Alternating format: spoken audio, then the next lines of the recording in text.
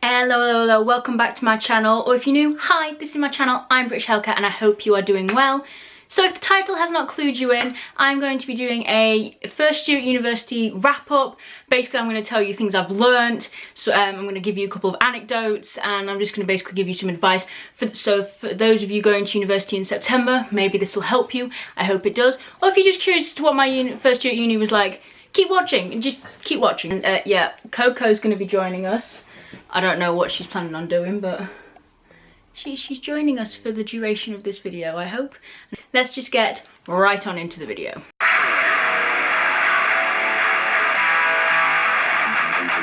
I've sort of done this video in categories, some larger categories than others, and also if you have any other questions that I have not answered in this video, I'm going to be doing a Q&A quite soon. I'm just gathering questions right now. So head over to my Twitter and ask me questions, or DM me on Twitter, or in the comments below ask me any questions that I've missed that you want to know. I will answer any that I can. As I said, I've only done 1 year, but I'll do what I can.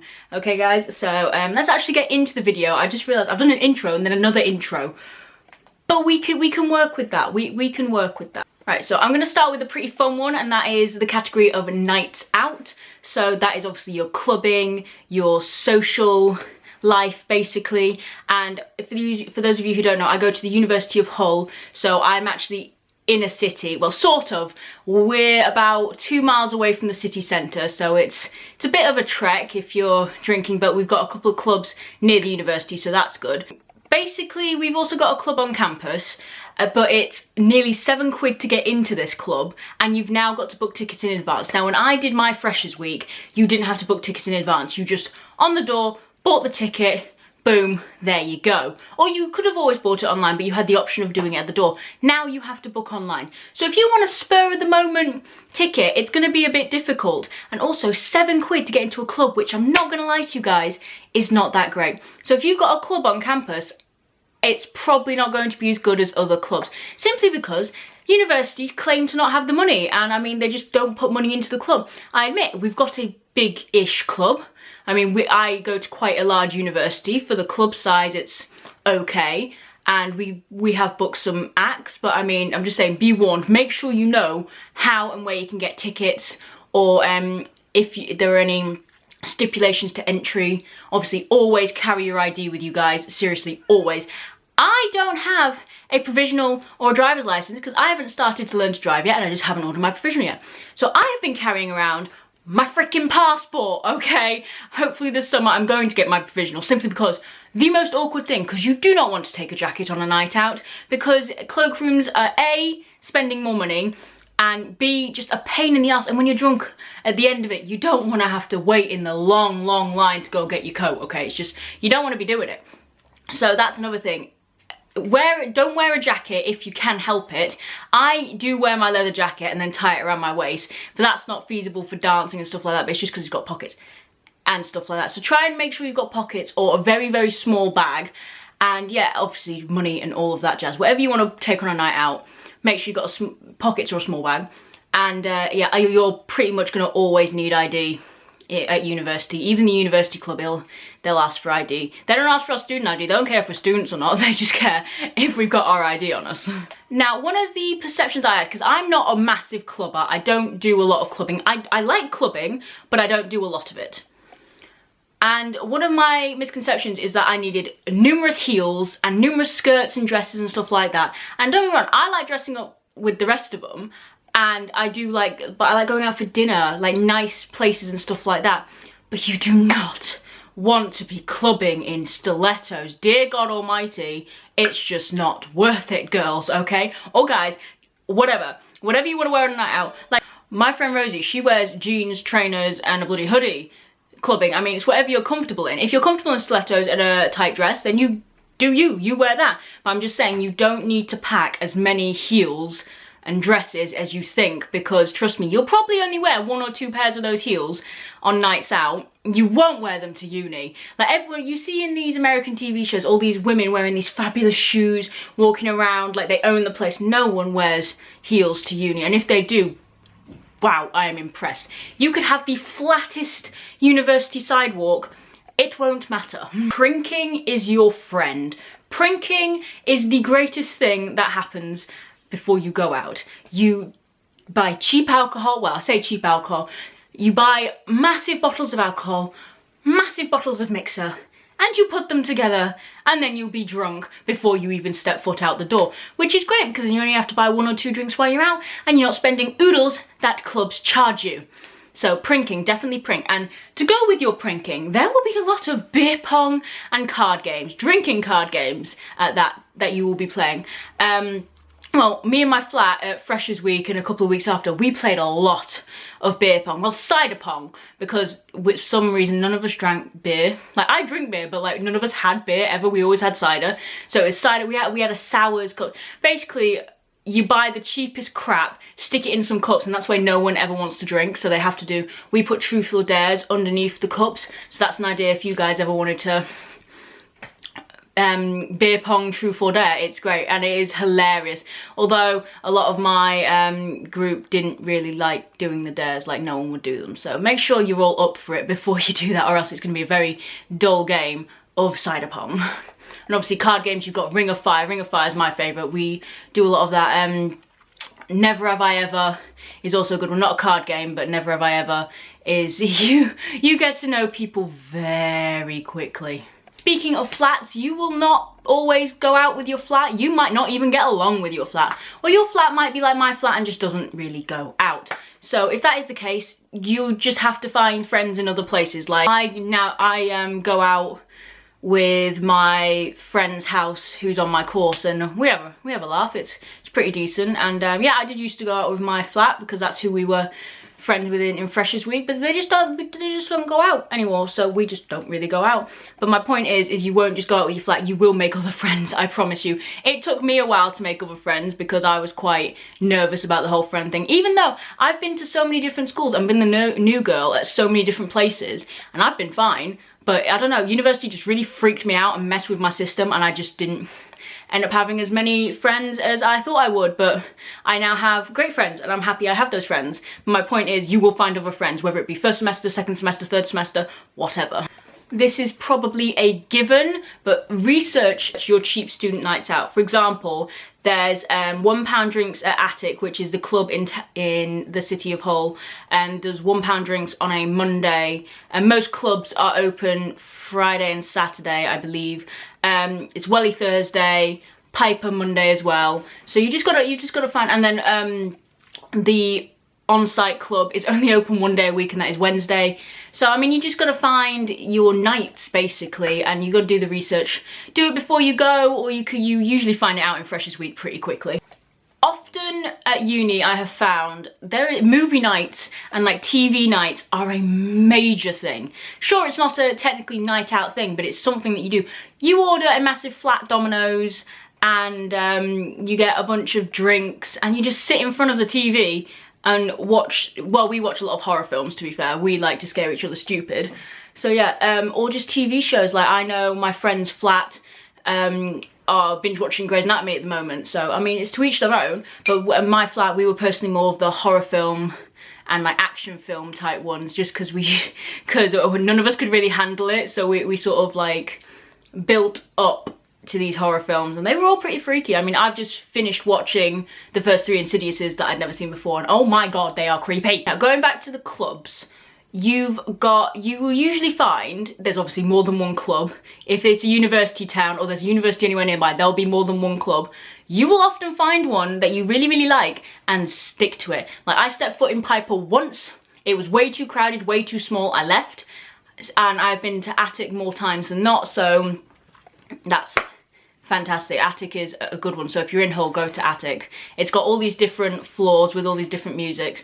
I'm partial to the 80s to 2000s music, which is on the ground floor, and then obviously top floor's all the modern music. So yeah, I mean, it's whatever you're into. And then Welly in Hull is all indie music. I haven't actually ever been to Welly. So now, moving swiftly along from nights out to the friends category. Now, I've sort of touched on this category in the night out thing, because obviously you go out with your friends, don't you? Now, this is a bit of a strange topic for me, so let's just, hopefully I don't butcher it. As I said, I've slightly touched on this. You will probably think you've met your squad in Freshers, and some people do, and that squad might be your flat, it might be your house, whatever, but I don't really have a squad. I've just got different friends. Like, I have friends on my course, but I have different friends on my course. I've got my flatmates, and then I'm gonna have a new house next year who one's on my course, one's doing psychology and whatnot, and then I've got 2 who are in my flat now. So I mean, you just make different friends, and some people do have major squads. Like my friend's house, that's their little squad. Obviously they have other friends, but that's, I'm gonna say squad again, but I've said squad way too many times. I'm gonna start like bloody rapping or something, I don't bloody know. But the point is that the people who you meet and hang out with in Freshers won't necessarily be the people you end up going out with, hanging out with by the end of the year, because trust me, mine wasn't, because our group, we had a pretty tight-knit group at Freshers. Our Freshers week was 2 weeks long, so we had a pretty tight-knit group, and luckily we all lived in the same block, and most of us were in the same flat, and so that was great, easy. We had a group chat, and it was just easy to get together and go out and hang out. And then suddenly, after Christmas, it just branched. I mean, there was no rhyme nor reason. We all just stopped speaking to each other. I'm still friends with, like, I'm still really good friends with one of the people from there, and I'm living with 2 of the other people from that group, but I mean, we don't speak, so it's going to be very interesting. The main problem with university and friends is that you'll make friends throughout the entire year, and then suddenly it comes to the end, and you realise you're all going to be away from each other for 4 months, and you all live at different parts of the country.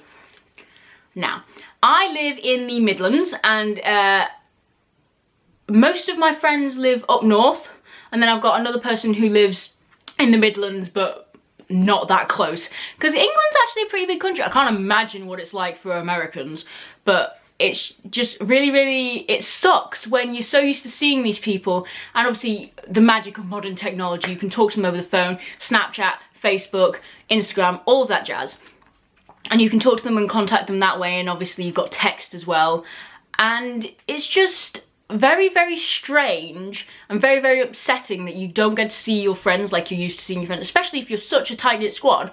You're just like, oh, well, what do I do for 4 months now? I had a very specific idea of what university was going to be for me. Obviously I based it off TV, movies, I based it what other people had told me, and none of it was like I expected it to be. Like, I don't know if it's because of the housing situation I was put in, I don't know if it was just me or what, but somehow the whole social aspect of uni was completely lost on me. Like, I did my work, I was good at my work, I enjoyed the topics mostly, and I enjoyed university. However, it wasn't as lively and as social as I wanted it to be and as I expected it to be. And I think that I'm going to partially blame myself, because of course it's partially my fault. If someone talks to me, you will get a full-blown conversation out of me. I'll talk to you, but I'm not very good at initiating a conversation unless I have to, like, unless I have to talk to my lecturer, or I have to talk to someone. Like, if it's just in a social aspect, someone has to speak to me first, or else I can't do it. I don't know what it is. That's it. That's my only problem. And the thing is, a lot of people I found at Hull have already been to school together, and they were already friends, and then they stayed friends, and then they were already in that little group, and I'm just like, I didn't have a lot of friends at college, and the ones that I did stay friends with are in completely different parts of the country, so how does this work? And it's very difficult for me, because I am both extrovert and introvert, according to those tests that you do, and then even the, you know, the personality tests like the INTJ, the ENT, all of that nonsense, or scientific nonsense as it were, says I'm a quite close percentage to both. So I mean, I sort of am both EN whatever and IN whatever, I can't even remember what mine is now. But my point is considering I'm both, it's very difficult for me when I'm not in social situations. Like, I want to be out, I want to be talking to people, I want to be socialising, but then but I also enjoy my alone time, don't get me wrong, because I spend so much time on that laptop. It's not even funny, and in front of you guys, in front of this camera, so that's great. But then it's also really difficult for me in social situations or to start social interactions because I don't know how to do it. I've never been a social person. I've always wanted to be a social person, but I've never been able to be a social person. So it's just very, very difficult for me, that aspect of it. And that's a very long-winded way to say it took me a while to make some decent friends.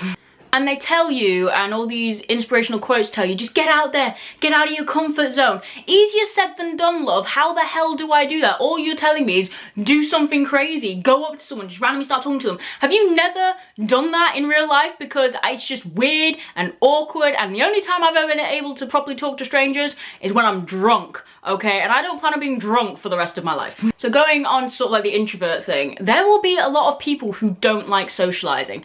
When I was applying for my flat to live in this year, and you'll find this if you're applying for student halls, I'm sure it's not just Hull that do it, but they ask you how social you are. I think there's 4 or 5 different levels, and one's like extremely social and the other end is like, don't touch me, basically. And I put mine second from the bottom because I knew I was going to want quiet to be able to study, but I didn't want it to be like so quiet that no one's ever going to want to talk to me, because I would go completely and utterly stir crazy because I practically lived in that flat. Okay, you can't do that. So if they do that, if you really, really are an introvert and you don't like socializing, then obviously click the bottom one.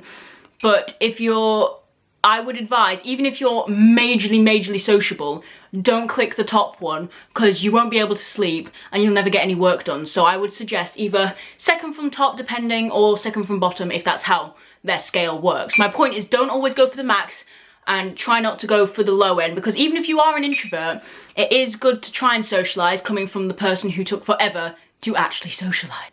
If you're worried about leaving home and leaving your friends behind and losing contact with them, today's modern technology, it would be more difficult to stop having contact with them than it would be to have contact with them. I mean, Facebook, Snapchat, Instagram, phone, I mean, these are all viable ways to be in contact with people. Like, even some guy that I know has a bloody Nokia that's not a touchscreen, and it's one of those old-fashioned text ones, and I look at that phone and I want to cry, but he managed to keep in contact with people he was friends with, so if he can do it, I'm sure you guys can. Now, this isn't just all fun and games, guys. I mean, there was drama. It was mainly at the beginning of the year, which is so, I mean, it's sort of expected. I mean, it was a really dramatic drama. I'm not going to go into the details because, I mean, don't need to hash that out. We've sorted it.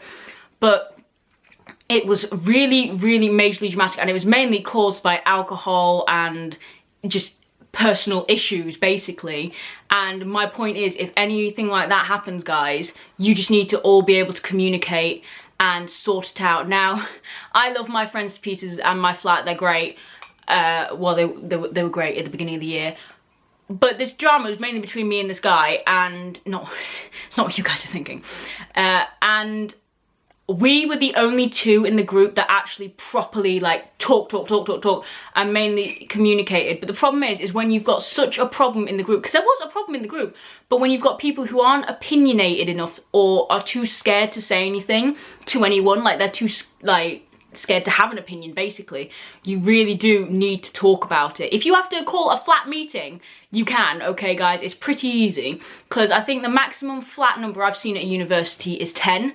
We had 8 in ours, but obviously our squad didn't include all 8, but the drama was between me and this guy, and we were the only 2 who spoke, so we had to sort it out ourselves. And obviously, I'm not gonna lie to you guys, it went south very quickly.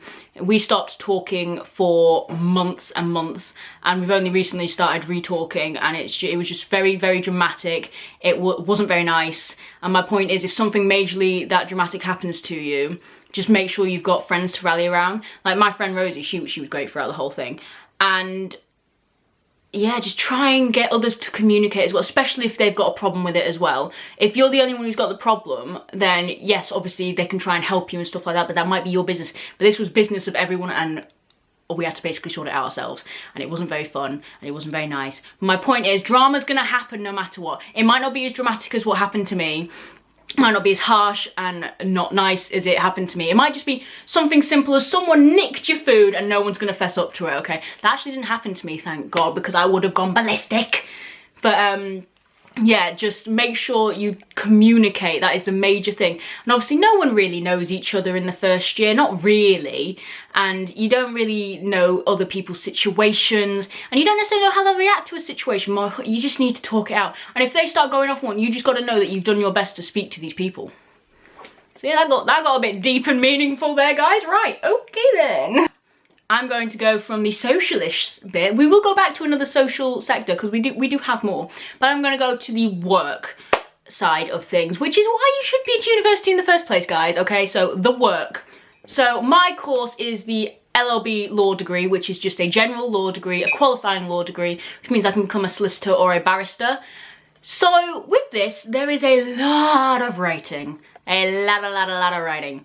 And there's quite a bit of reading, but I'm not gonna lie to you guys, not as much reading as they advertise. I'm sure in year 2 and 3 I'm gonna want to claw my eyes out because of all the tiny words, but in first year, not so much. There are a lot of cases you need to know the facts to, and they say read the cases, and I've spent a good deal of my first year reading cases, but some cases are 30 pages long. No! As much as you might want to do a law degree, you don't want to spend your life doing that, so do you know what you're gonna do? You're gonna Google it, or go onto LexisNexis or Westlaw and find the base facts, and then you can branch off if it's really important case, okay? Don't spend your life just reading cases, and my lecturers are probably thinking this is why you're not getting a complete and 100%. But you know what?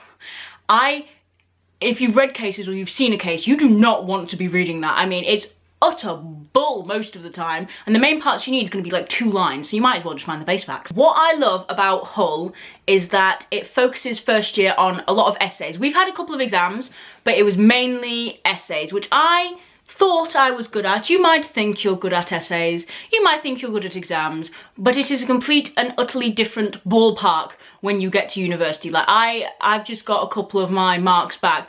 I did uber well in my first semester. Like I am so impressed. I got 2 first and a 2-1. So the way Hull does it, you get 3 modules in the first semester, 3 modules in the second semester, and then third semester's all exams, and a carry on from second semester because second semester's shorter.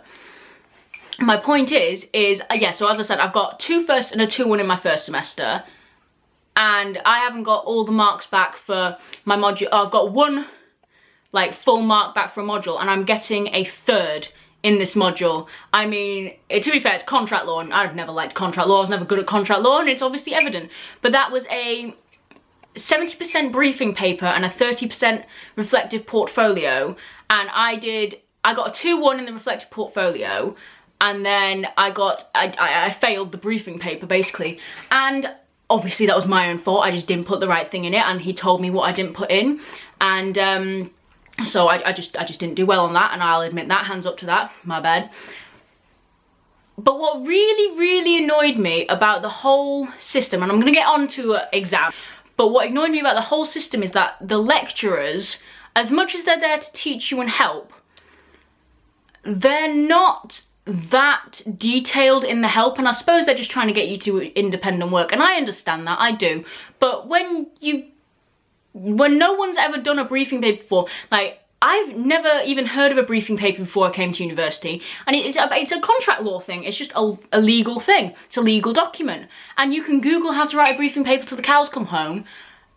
It's just when you've come up, you might have done A-level law, or you might have done A-level in whatever subject you're doing, and then suddenly they've thrown this curveball at you going, by the way, this actually happens in the world of, I'm going to use law because law's the only one. This happens in the world of law, you need to learn how to do it. Then teach me how to do it before I have a massive 70% essay that was 3,500 words, and I failed it because I have no idea what the frick a briefing paper is, and I've done all the research in the world.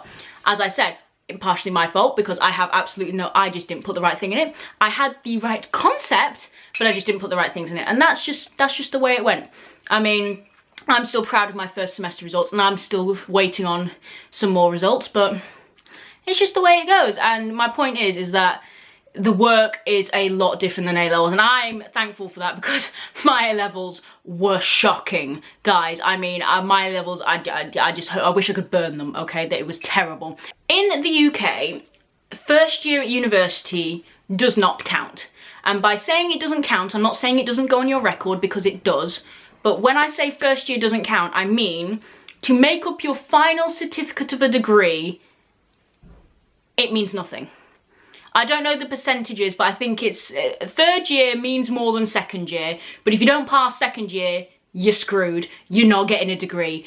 Bye-bye life, basically. So first year doesn't count. First year's sort of like a trial one, which is good for some people, but when you get decent marks, you're sort of like, oh yeah, it doesn't, oh.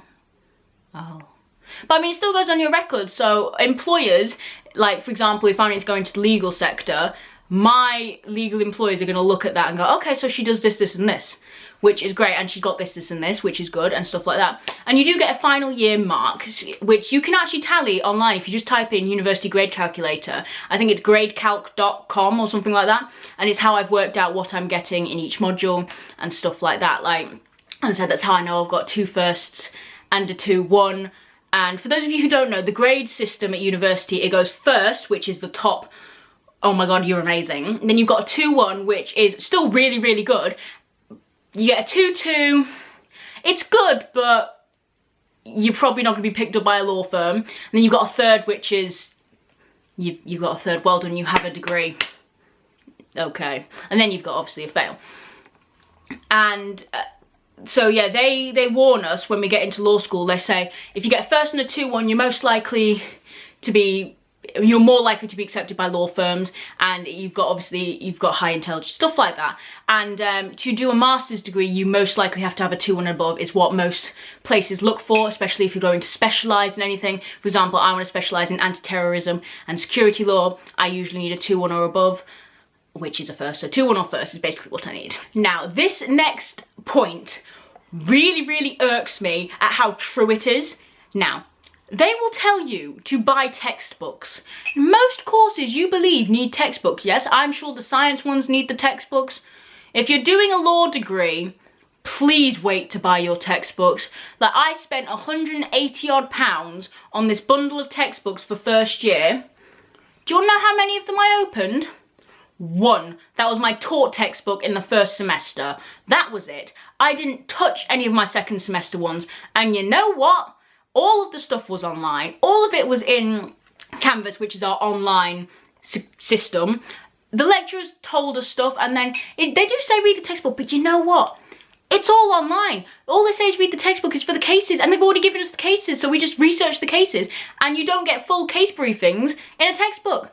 So please, please wait until at least end of October, beginning of November, until you buy your textbooks, because you might like revising out of textbooks for your exams. I only touched my taught one for my exam, okay? That was it. I didn't need it for my essays, and I didn't need it for my other exam. Exam season in first year is not as hectic as I expected it to be. Now, that's not to say my second year and third year is not going to make me want to rip my hair out, because I am sure it is going to.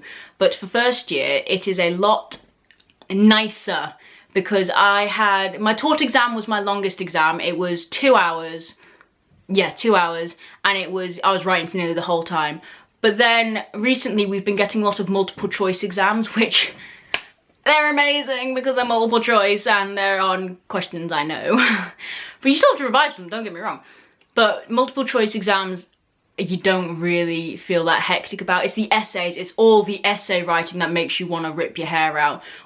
Which you will spend nearly as much time revising as you will writing essays. So it's not as hectic as far as cramming information into your brain is concerned, but it's hectic when it comes to typing everything up and hitting deadlines. Going back to the lecturers, if you need help or if you are confused about any of the slides that were there or any of the information you found in the lecture, even the tutorials and stuff like that, go and email your lecturers. Or if they've got office hours and you prefer to speak to them face to face, go and see them in their office hours, although their office hours are often either really strange or very, very limited, and I mean really limited. It's odd, baffling, it's just weird, okay? Very limited for people who are supposed to be teaching you for the next 3 years. Anywho, I'd say email them. However, going back to the feedback aspect, they are not that helpful, or at least mine weren't. My contract lecturer was helpful with the tutorials, but not really, and obviously with the feedback, told me what I didn't do. I just wasn't very good at contract. But my criminal tutorial woman, completely useless. She copied and pasted feedback. She doesn't mark them properly, because the thing is, you get marked by your lecturers and then the marks go off to an exam board who check that they've marked it properly, which is great. And you look forward, well, you don't look forward to it because it's a nervous bloody wreck when you're waiting for it, but you read it and you're like, okay, so I need to do this and this, and you get better and you get higher grades. This is how it is supposed to work. However, if you're like one of my criminal lecturers, or she wasn't even one of my lecturers, she was my tutorial person. If you're one of them who just copies and pastes and doesn't mark them properly and doesn't really explain anything, then she's going to be useless. Like emailing them as well. And if you're emailing them about questions on an essay, they can't really help you because it's supposed to be independent working. So if it's about lectures, then you're fine.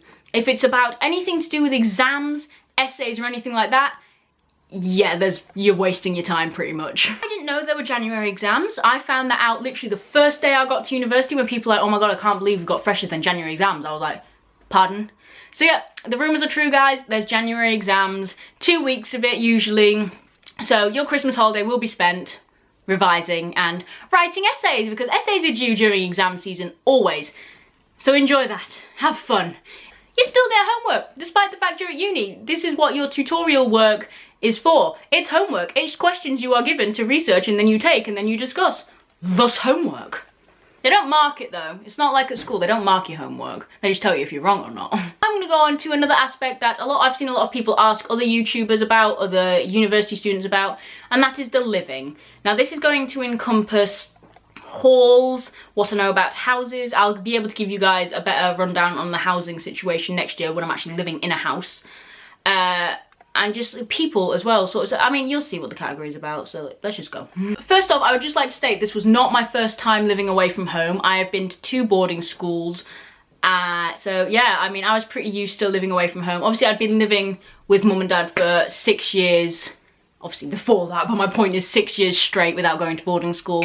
So it wasn't that big of a shock to my system to have to leave my parents. I mean, I used to go to boarding school in this country and they lived in St. Kitts. So I mean, that's a big A, time difference, and B, continental difference.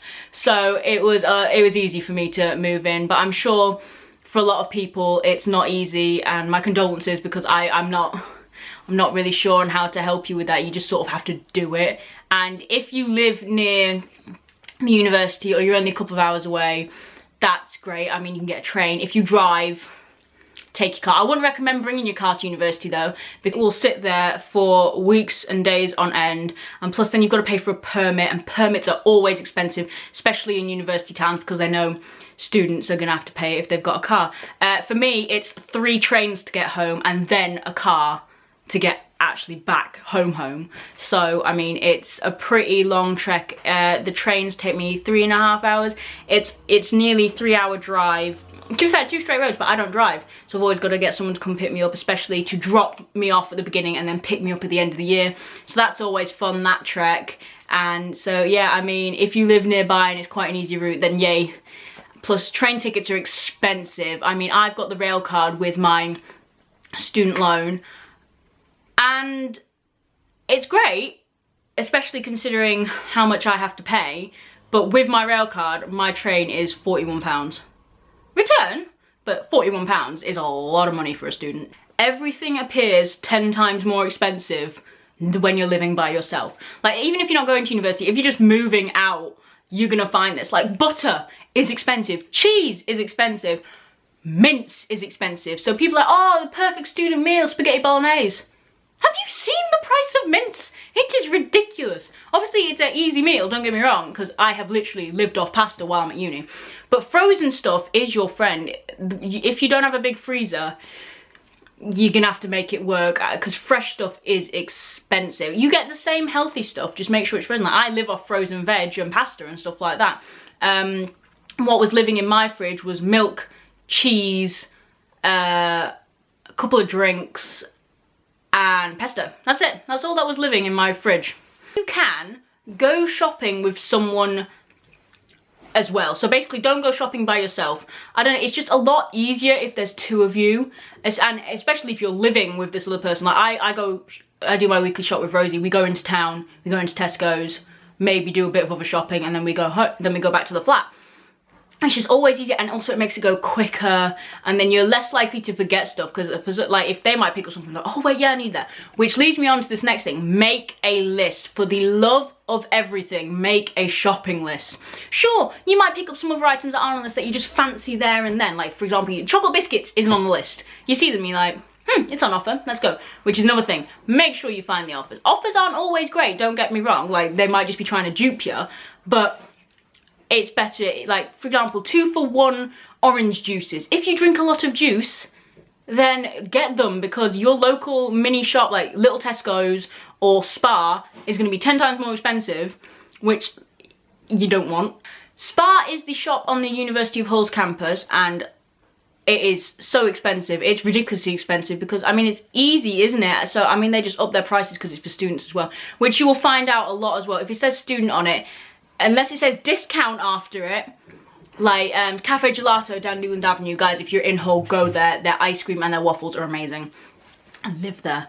But my point is, unless if it says student value, it's not going to be student value. And as well as the go shopping with someone, there's also shops that I recommend. Tesco's is a major one, simply because it's got so much more choice. Sure, Lidl and Aldi are cheaper, and they're good for like your basics, like your fruit and your veg and stuff like that. But if you like for cereal and stuff, I'd rather shop at Tesco's because it's nearly the same price and you get a lot more choice. And like with your pastas as well, I suppose pasta doesn't really matter where you get it from, but I don't know, Tesco's just has a lot more choice, especially the Tesco's in Hull in St Stephen's, because it is huge. For the love of everything, please clean your kitchen from time to time. I mean, we had cleaners, but they were useless. They didn't clean, and obviously we're supposed to clean, but I had this one flatmate who never, ever cleaned. The kitchen was always a state. Never cleaned up his stuff, never cleaned up his food, and oh, it was just, I am not a neat freak, but that was ridiculous. It was disgusting. And anytime me and Rosie went in the kitchen, like without each other, we'd like show each other what the kitchen was like, and it was horrible, it was disgusting, and it always smelled, and it's just like, you don't really want to go in there when it's like that. So please do not be that person and clean the kitchen, or at least clean up after yourself. Like we each cleaned up after we ate, and we cleaned our own stuff, because that's what you do, you clean your own stuff. But it's just so, just don't do it. Don't be that disgusting person. Now, a lot of people say make sure you go out every single day. Now, it's okay if you don't want to leave your flat for the day. If you just want to veg out completely, that's perfectly fine. If you just want to leave your room to get a drink and some food, that is perfectly fine. You're allowed a you day. You're allowed a binge watch a TV show day, okay? I know I've taken plenty of them. Another good thing that you should know is keep your keys and your student card on you at all times. The keys are a bit obvious, so you can get back into your room. Your student card, for the courtyard, you have to scan your student card to get in and out of your block. So that's really, really important. And you don't know, you might need it. They might ask if you're a student, you show them the student discount. You get a student discount if you show them your card.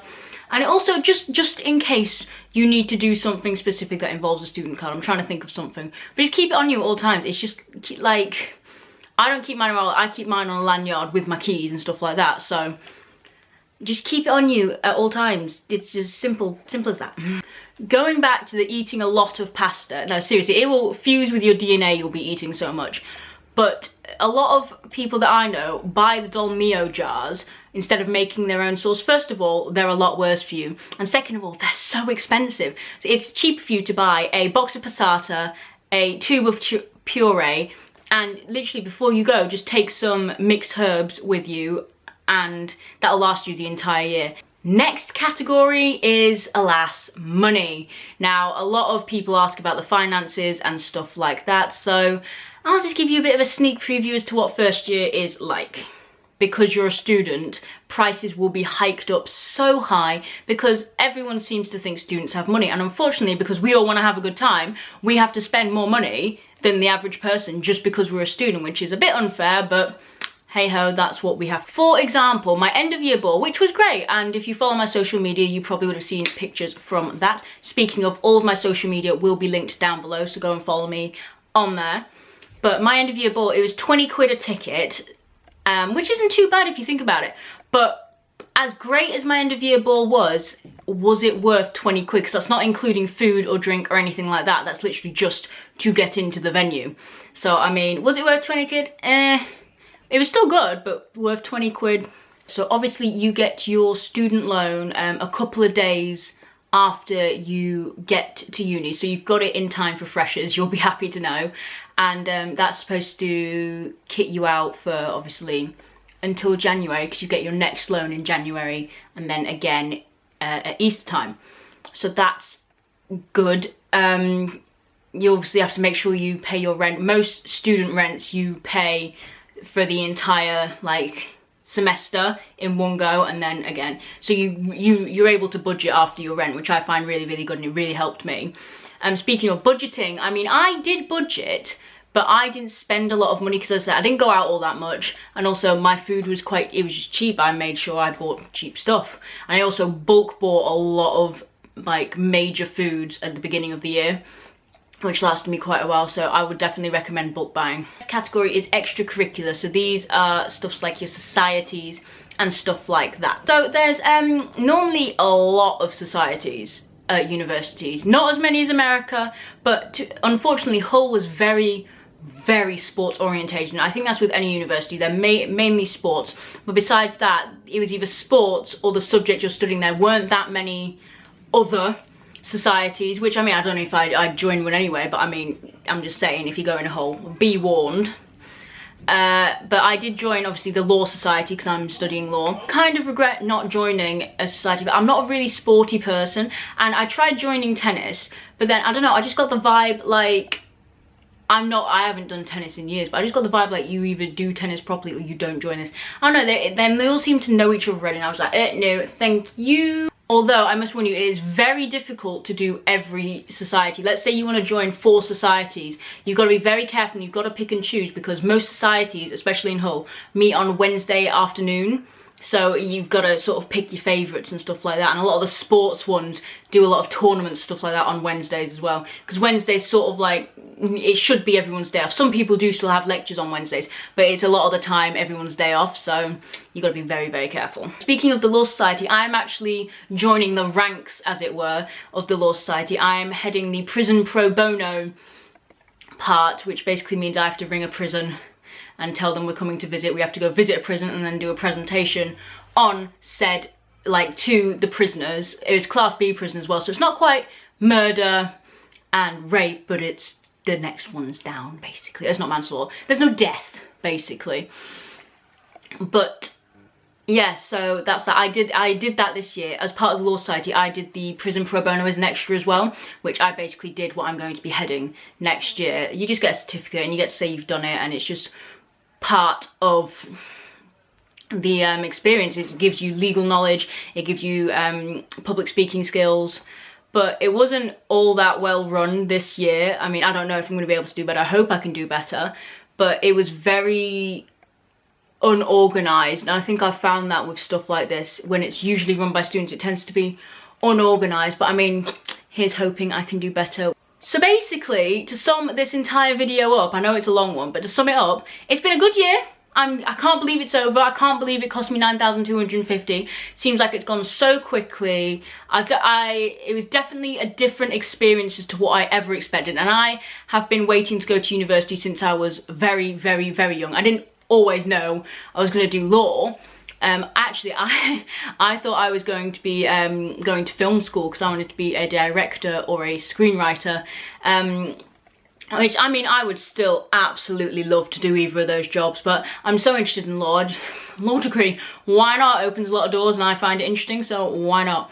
But it was just very, very different to what I expected. Not necessarily bad different, just very, very different. So keep that in mind as well. It's not, they might hype it up on the telly, they'll hype it up in films, they'll hype it up in obviously their adverts, because a lot of universities have TV adverts.